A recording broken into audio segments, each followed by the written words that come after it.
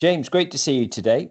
James, when we look at future trends, what's driving the opportunity? Seems to be a lot of activity around non-alcoholic drinks, ready to drink, RTDs, wines, spirits, all craft beer. Where do you see the future, and what do you see is really driving that trend for businesses looking to grow?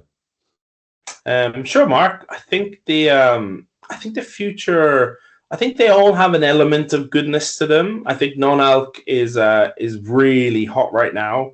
I think the key to nailing non-alc is getting one that tastes delicious on its own. Some of the non-alcs really need to be mixed to make them work, and I think not being great on their own puts people off. So I think there is great potential there, but I think you got to really nail that base flavor.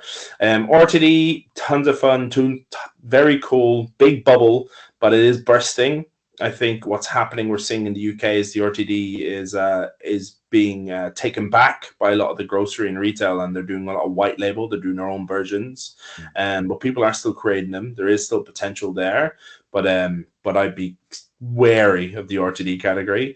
Wine, natural wine, especially, lots of fun, lots of potential, lots of hype, really cool.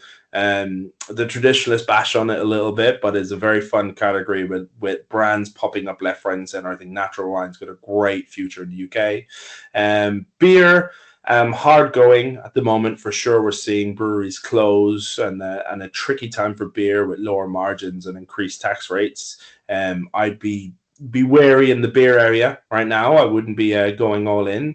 And then lastly, in spirits, I think we're seeing huge innovations and huge changes and returns of traditional categories like vodka, really starting to gain some weight. Whiskey, of course, is booming as ever and very dominant, especially with New World whiskey from Australia and New Zealand, or parts of Europe or Asia.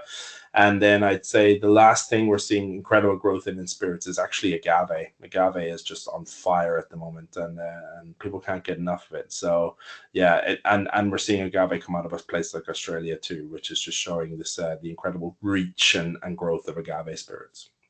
Fantastic, James. That's amazing insights, and again, it just reinforces the need to really understand the market when companies and clients are looking at that growth strategy, because all markets are different, and we're obviously at a different stage of the cycle at the moment for innovation. But fantastic insights. Thanks very much, James. Cheers, Mark.